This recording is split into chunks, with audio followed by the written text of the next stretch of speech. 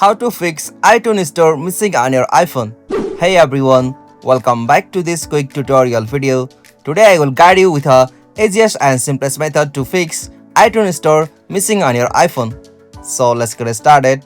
On this process, at first open the settings on your iPhone. Alright, after you open settings, you'll have to scroll down and go to the options like screen time.